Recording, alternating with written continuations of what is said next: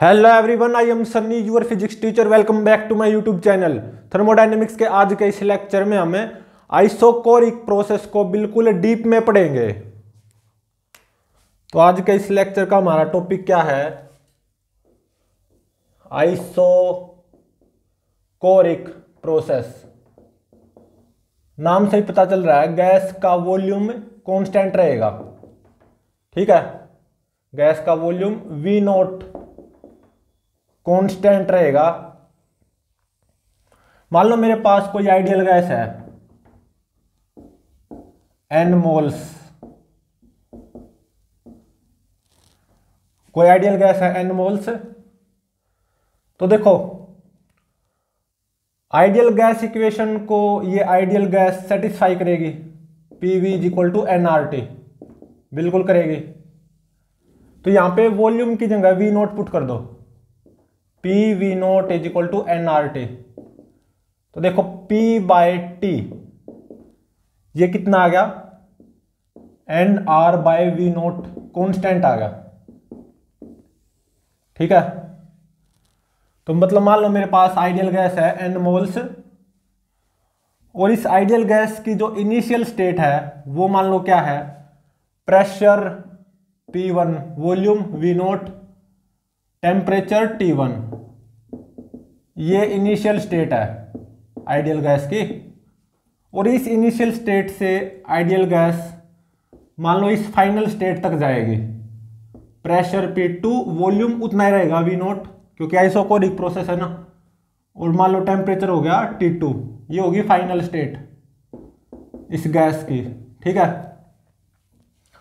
तो थोड़ी देर के लिए ऐसा मान लो इस आइसोकोरिक प्रोसेस में गैस का टेम्परेचर बढ़ेगा, मतलब T2 T1 से ज्यादा होगा। ठीक है, तो देखो P बाय T कॉन्स्टेंट रहेगा ना, और वो nR बाय V नॉट। तो एक तरह से मैं क्या लिख सकता हूं? P1 बाय T1 किसके बराबर होगा? P2 by T2 is equal to nR by V not constant. तो अगर गैस का टेम्परेचर बढ़ेगा तो गैस के प्रेशर को भी बढ़ना होगा। तो एक तरह से P2 P1 से ज्यादा होगा। गैस का टेम्परेचर बढ़ा ना तो गैस का प्रेशर को भी बढ़ना होगा। ठीक है, तो अब हम ग्राफ प्लॉट करते हैं। PV VT PT। सबसे पहले देखो PV डायग्राम या PV ग्राफ। गैस का वॉल्यूम कांस्टेंट है V नॉट, आइसोकोरिक प्रोसेस है ना। और इनिशियल स्टेट पे गैस का प्रेशर P1, और फाइनल स्टेट पे गैस का प्रेशर P2। ये तो हो गया PV डायग्राम। अब VT डायग्राम। गैस का वॉल्यूम कांस्टेंट है ना, कितना? V not. ठीक है, और गैस का टेम्परेचर बढ़ रहा है T2 ग्रेटर देन T1। तो मतलब गैस इस इनिशियल स्टेट से इस फाइनल स्टेट तक गई है। इनिशियल स्टेट पे गैस का टेम्परेचर T1, फाइनल स्टेट पे गैस का टेम्परेचर T2। ये PV डायग्राम हो गया, ये VT। अब क्या बचा? PT diagram. तो देखो y is equal to mx, straight line graph आएगा।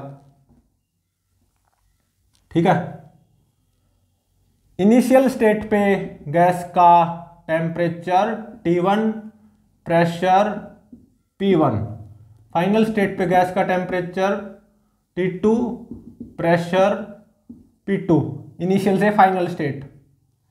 ठीक है,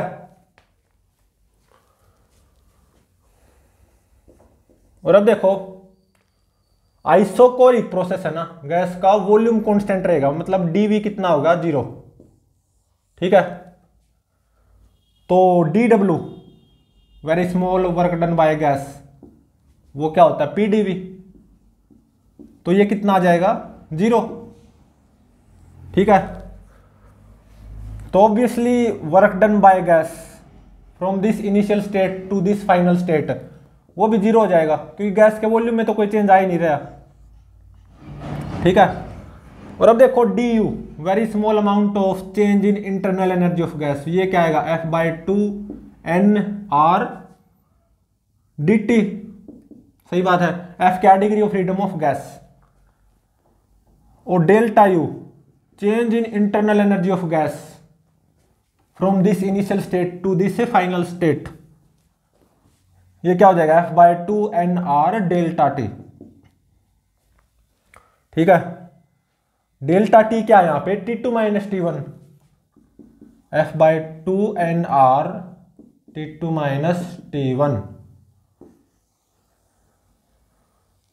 तो change in internal energy of gas from this initial state to this final state ये हो गया, और वर्क डन बाय गैस 0।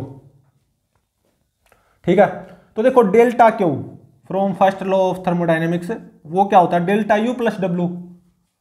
ठीक है, W तो वर्क डन बाय गैस तो 0 है, तो डेल्टा U के बराबर हो जाएगा delta Q F/2 NR delta T।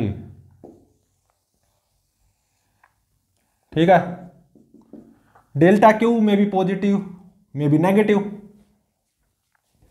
Positive कब होगा, जब गैस हीट एनर्जी एब्जॉर्ब करेगी, और डेल्टा क्यू नेगेटिव कब होगा, जब गैस हीट एनर्जी रिजेक्ट करेगी या रिलीज करेगी। ठीक है, तो अब देखो dq किसके बराबर होगा, du plus dw from first law of thermodynamics. हाँ, dw 0 जरूर है, तो dq du के बराबर होगा एक तरह से, क्योंकि dw क्या है 0, और du कितना है F/2 NR dt। और अब देखो जो मोलर स्पेसिफिक हीट आएगी आइसोकोरिक प्रोसेस के केस में CV, वो किसके बराबर होगी dq/NDT, जूल पर मोल पर डिग्री सेल्सियस है, तो dq/NDT ये कितना आ गया F/2R। तो ये मोलर स्पेसिफिक हीट होगी इन case of isochoric process F/2R। ठीक है, और अब देखो बल्क मॉडुलस ऑफ इलास्टिसिटी एक टर्म होती है बीटा, ये किसके बराबर होती है -dp/dV/V। और कंप्रेसिबिलिटी ये किसके बराबर होती है, बल्क मॉडुलस ऑफ इलास्टिसिटी का रेसिप्रोकल 1/β। तो इन केस ऑफ आइसोकोरिक प्रोसेस देखो dV क्या है 0, क्योंकि गैस का वॉल्यूम कांस्टेंट रहेगा, तो dV 0, तो बीटा कितना आ गया infinite. Bulk modulus of elasticity will be infinite in case of isochoric process, तो कंप्रेसिबिलिटी वो कितनी आ गई 1/∞ 0। ठीक है, तो ये दो इंपॉर्टेंट टर्म है, बल्क मॉडुलस ऑफ इलास्टिसिटी और कंप्रेसिबिलिटी। और एक ये तो है ही molar specific heat in case of isochoric process CV से डिनोट करते हैं, और ये कितनी होती है FR/2। ठीक है,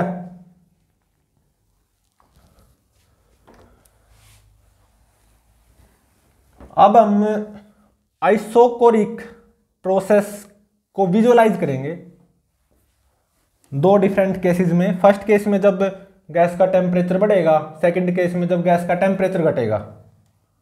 ठीक है,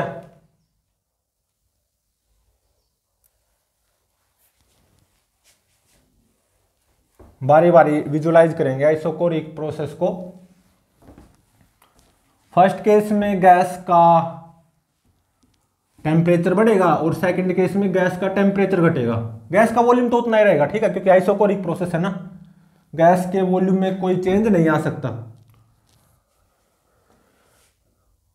तो फर्स्ट देखो आइसोकोरिक प्रोसेस कौन सी, जब गैस टेम्परेचर इंक्रीज हो, इसको विजुअलाइज करेंगे। ठीक है, तो देखो यहां से P/T किसके बराबर आया है NR/V0 is equal to constant, obviously, क्योंकि गैस का वॉल्यूम V0 वो कॉन्स्टेंट रहेगा ना, क्योंकि आइसोकोरिक प्रोसेस है। अब फर्स्ट केस क्या पढ़ेंगे, जब गैस का टेम्परेचर इंक्रीज होगा, इसको विजुअलाइज करेंगे। तो देखो मान लो मेरे पास ये कोई कंटेनर है, कंटेनर की ये वॉल और ये वॉल, ये दोनों क्या है, इंसुलेटिंग है, मतलब एडियाबैटिक। ठीक है, ये कंडक्टिंग है। ये एक मासलेस पिस्टन है। ठीक है, और इस कंटेनर के अंदर आइडियल गैस भरी हुई है। ठीक है, प्रेशर मान लो P1, वॉल्यूम V0, टेम्परेचर मान लो T1, number of moles N, degree of freedom F। और क्या है कि इस कंटेनर के नीचे यहां पे एक हीट रिजर्वोयर है, T1 टेम्परेचर पे ही हीट रिजर्वोयर। और हीट रिजर्वोयर की यहां पे विशेषता क्या है, हीट रिजर्वोयर में से मैं कितनी भी हीट निकाल लूं या इसको हीट रिजर्वोयर को कितनी भी हीट एनर्जी दे दूं, हीट रिजर्वोयर का टेम्परेचर चेंज नहीं हो सकता। ठीक है, और मैं अपना हाथ लगाए हुए हूं ऐसे, नहीं तो ये पिस्टन ऊपर चली जाएगी। ठीक है, मतलब मैं इस पिस्टन के ऊपर अपना हाथ रखे हुए हूं, जिससे ये पिस्टन इक्विलिब्रियम पे, गैस इक्विलिब्रियम के, गैस का टेम्परेचर T1। ठीक है, गैस इक्विलिब्रियम पे विद दिस हीट रिजर्वोयर।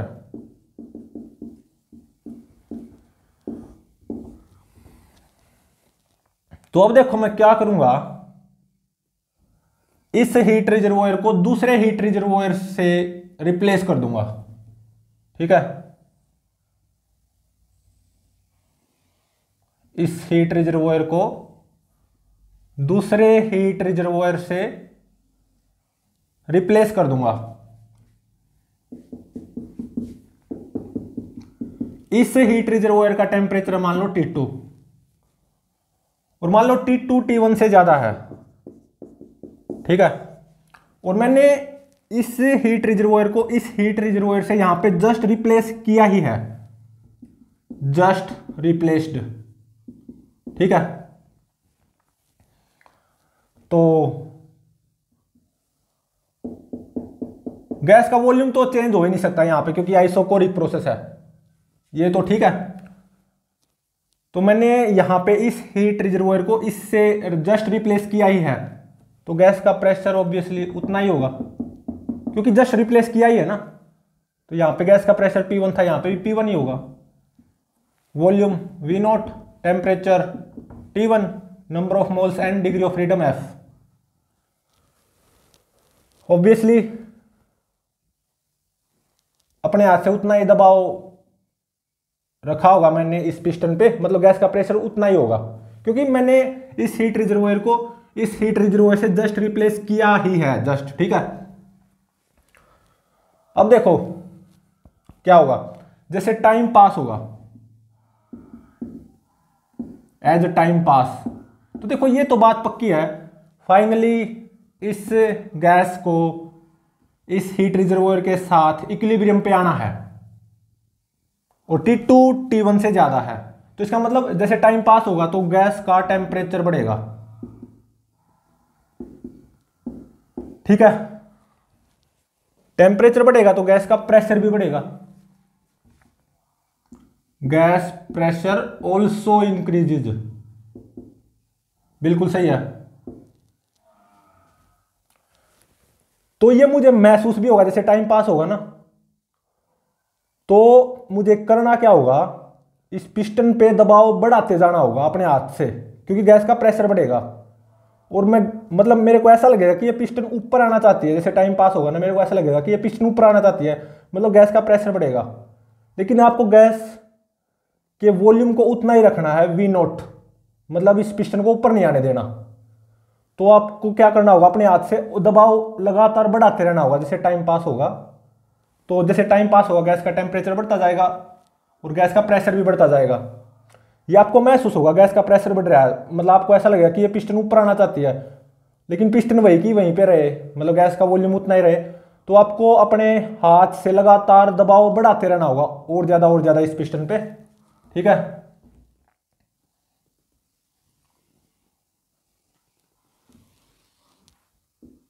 तो थर्मल इक्विलिब्रियम पे, मतलब जब इस गैस का टेम्परेचर बढ़ता बढ़ता इस हीट रिजर्वोयर के बराबर हो जाएगा।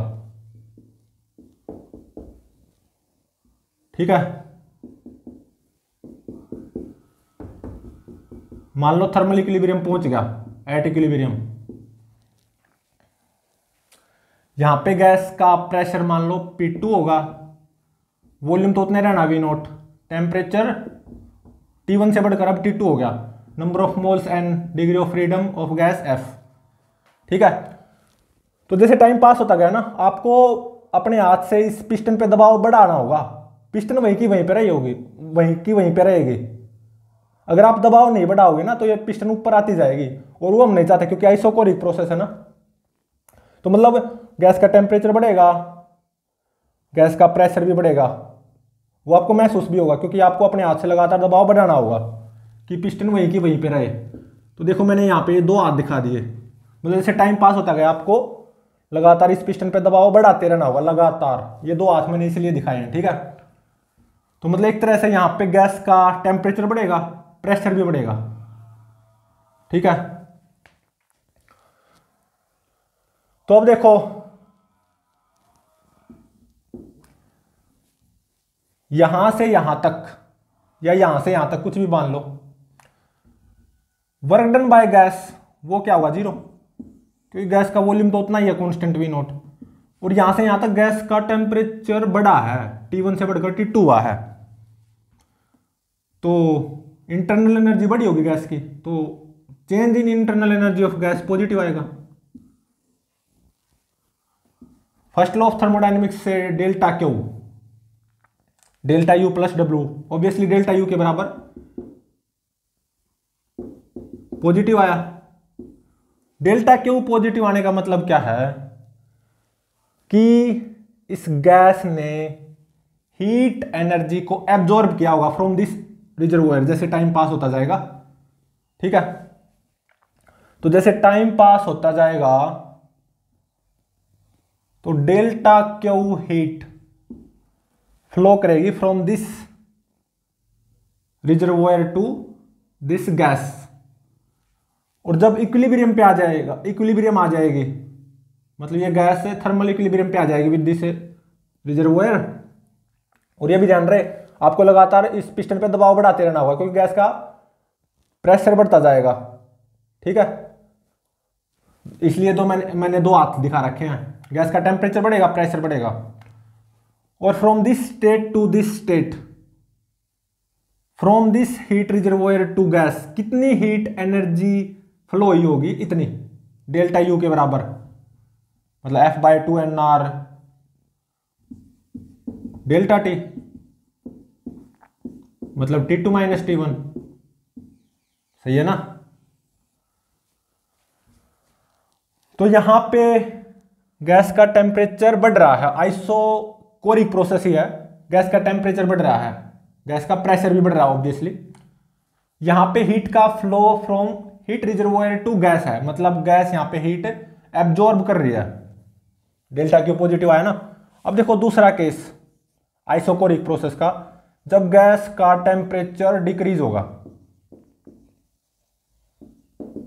ठीक है, अगेन ये तो लागू होगा ही, P/T = NR/V0 = कांस्टेंट। ठीक है, अब देखो इससे दूसरा केस पढ़ते हैं, जब गैस का टेम्परेचर घटेगा कैसे क्या होगा, आइसोकोरिक प्रोसेस ही होगी, गैस का वॉल्यूम उतना ही रहेगा। ठीक है, मान लो मेरे पास ये एक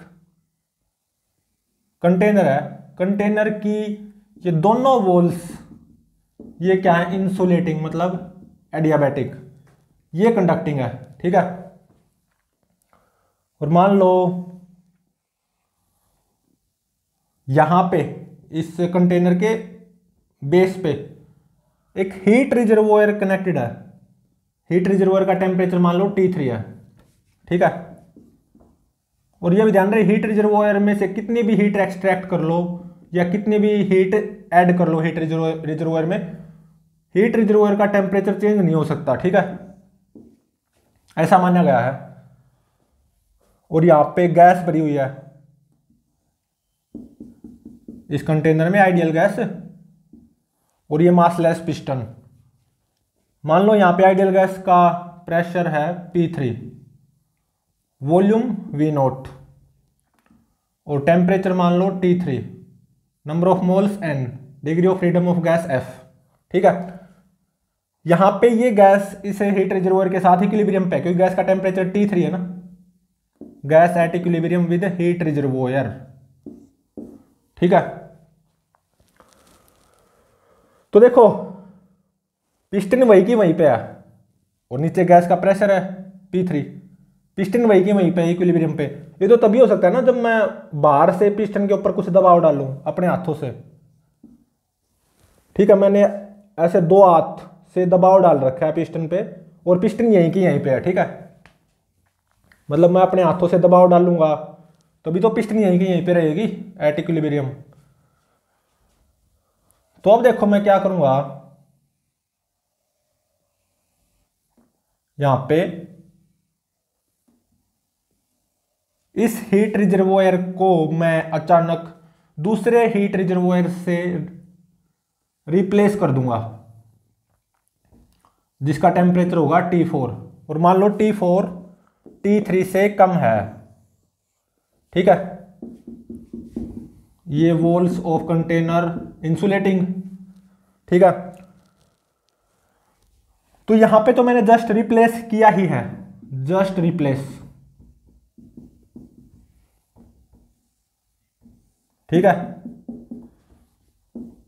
दो हाथ लग रहे होंगे, ये यही स्टेट है क्योंकि मैंने इसको इससे जस्ट रिप्लेस किया ही है।